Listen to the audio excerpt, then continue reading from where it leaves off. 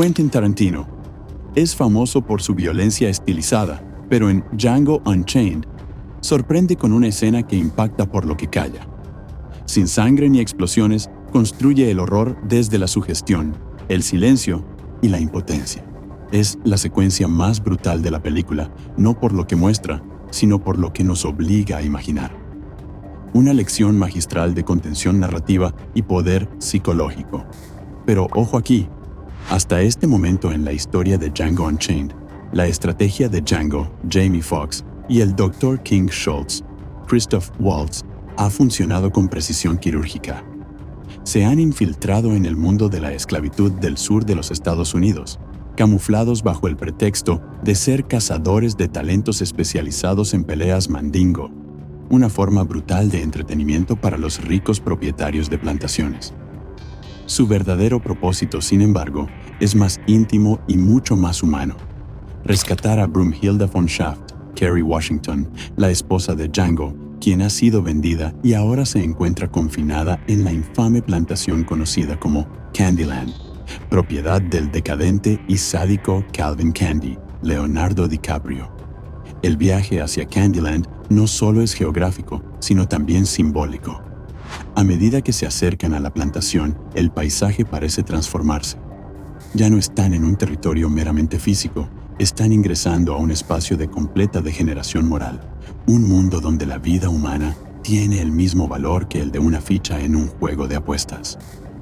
La transición se acentúa con la aparición repentina de una escena espeluznante y profundamente perturbadora: el castigo ejemplar a un esclavo fugitivo. El macabro descubrimiento. Mientras el convoy atraviesa los márgenes del bosque, el ambiente se espesa. Los árboles se agrupan más cercanos entre sí, las sombras se alargan y el aire parece más denso, casi como si el propio bosque advirtiera del mal que se avecina. De repente, unos ladridos desgarradores rompen la tensión silente del entorno. La cámara de Tarantino nos lleva entonces a una revelación lenta, deliberada y escalofriante. D'Artagnan, uno de los esclavos de Candie, ha sido recapturado tras un intento de escape. D'Artagnan está acorralado. Ha trepado a un árbol en un último intento desesperado por salvar su vida. Debajo de él, una jauría de perros lo rodea, saltando, gruñendo, intentando alcanzar con sus fauces su carne. Tarantino evita mostrarnos el horror de golpe. En lugar de eso, la cámara realiza una inclinación descendente, un lento paneo que empieza en la figura temblorosa de D'Artagnan en lo alto del árbol y nos obliga a descender con él hasta encontrarnos cara a cara con las bestias. Este movimiento nos impide mirar hacia otro lado. No hay cortes que nos den respiro. La tensión es continua, claustrofóbica, como si el mismo espectador estuviera atrapado con D'Artagnan en esa rama, sabiendo que el suelo representa la muerte. Presentación de Calvin Candie como encarnación del mal. Aunque ya conocíamos a Calvin Candie desde escenas anteriores, esta secuencia eleva su crueldad a un nuevo nivel. Cuando lo vemos por primera vez, Tarantino lo presenta con una sonrisa encantadora y modales refinados, disfrutando de una pelea mandingo en la que dos hombres esclavizados se golpean hasta la muerte mientras él los observa con placer morboso. El momento culmina cuando, sin pestañear, lanza un martillo al vencedor y le ordena que termine con la vida de su oponente.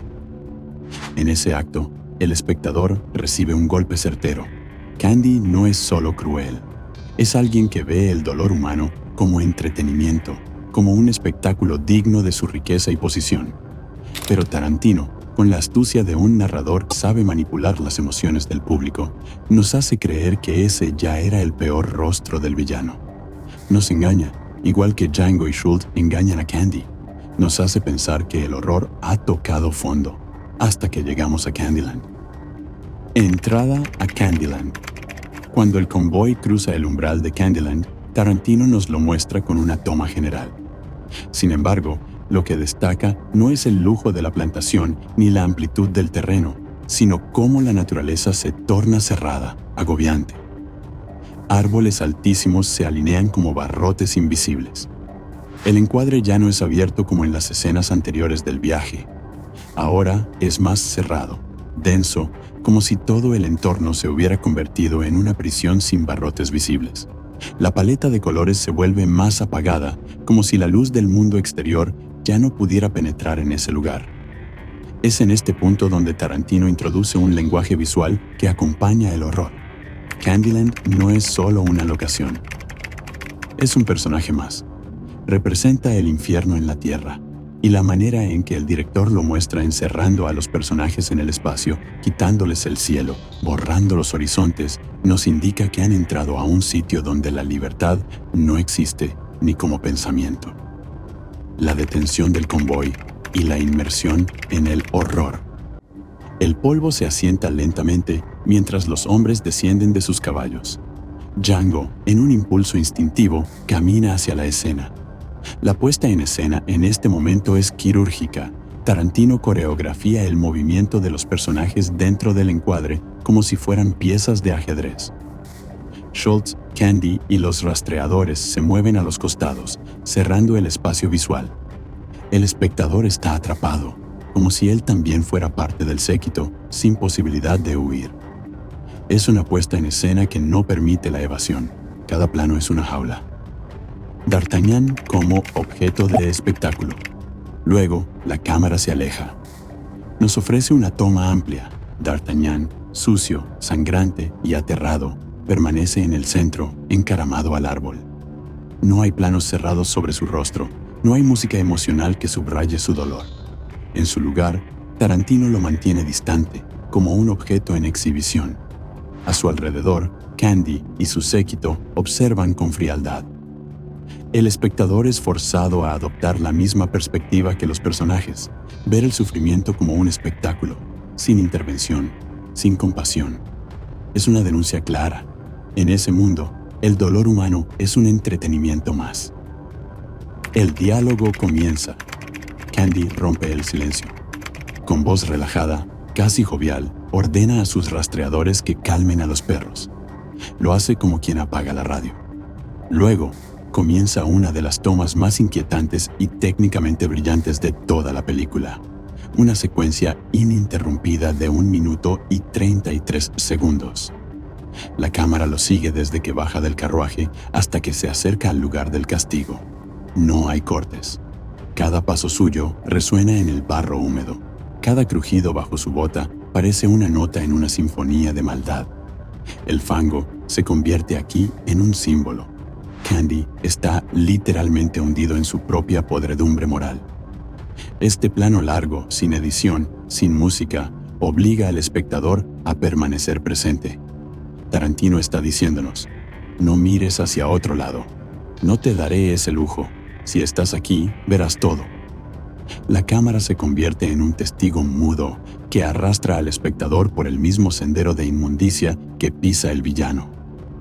Un villano carismático pero perverso. Y es que lo más aterrador de Candy no es solo su crueldad, sino la manera en que la disfraza con encanto. Habla con palabras refinadas, cita a Montesquieu, bromea, ríe. Pero cada gesto suyo es un acto de violencia encubierta. En esta escena, su sadismo no se manifiesta con gritos ni insultos, sino con calma, con control absoluto, con una serenidad que hiela la sangre. Es la máscara del aristócrata civilizado cubriendo a la bestia. Lo que sigue ya lo sabemos. Candy decide dar una lección. El espectador entiende, aunque aún no lo ha visto, lo que ocurrirá.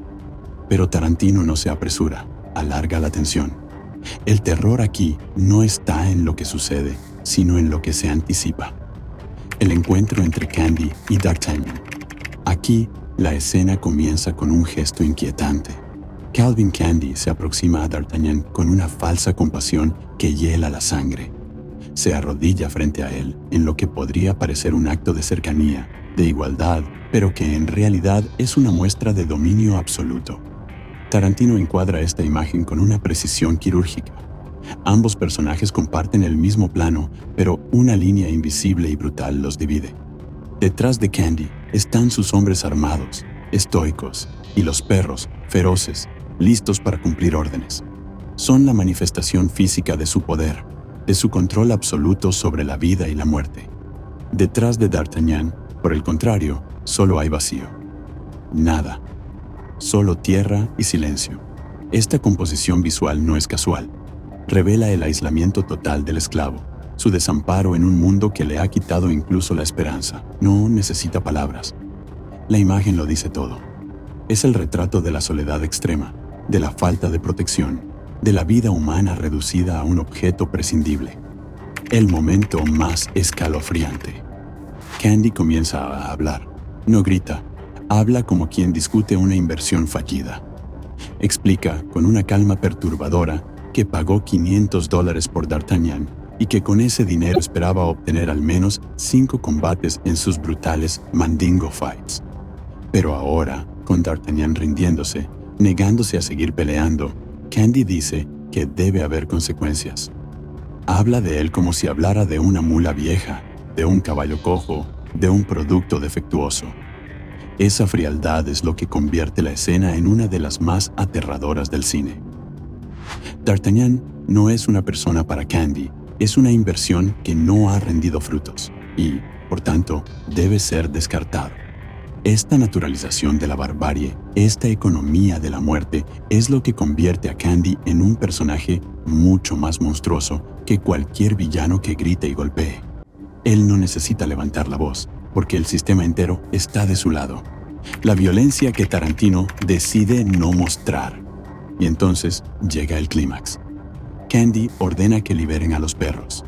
Pero Tarantino, el mismo director que tantas veces ha sido criticado por su gusto por la violencia gráfica, toma una decisión radicalmente opuesta. No muestra nada. La cámara permanece fija en Django y el doctor. Schultz. Ellos miran. Ellos escuchan. Y nosotros, como espectadores, somos arrastrados con ellos al infierno. No vemos lo que ocurre. Solo escuchamos. Los ladridos de los perros, los gritos de D'Artagnan, el sonido de la carne desgarrada por colmillos. Cada espectador reconstruye la masacre en su mente, desde su propio umbral del horror. Y ahí está la genialidad. El terror se vuelve íntimo, personal, insoportable. Esta es una escena construida con el arte del silencio, de lo sugerido, de lo que se insinúa, pero nunca se muestra del todo. Tarantino nos saca de nuestra zona de confort. Nos obliga a no mirar hacia otro lado, a mantener los ojos abiertos ante la crueldad del sistema esclavista, y nos hace sentir una impotencia tan real que duele. Sin duda alguna, esta escena de Django desencadenado no requiere de explosiones de sangre ni efectos espectaculares para estremecer. No hay cámaras lentas ni cortes dramáticos que adornen el momento. Lo que la hace tan poderosa, tan brutal, es justamente lo que se contiene, lo que no se dice, lo que se sugiere y se deja en el aire como una presencia insoportable.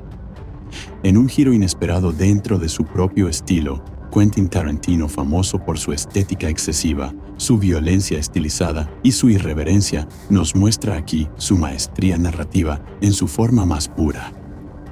Abandona el exceso, se retira del espectáculo y se queda en el silencio. Un silencio denso, incómodo, del que no podemos escapar. Esta vez no somos solo espectadores, somos testigos atrapados en la misma impotencia que embarga a Django y al Dr. Schultz. No podemos intervenir, no podemos detener lo que ocurre frente a nuestros ojos, solo mirar, solo escuchar, solo imagina.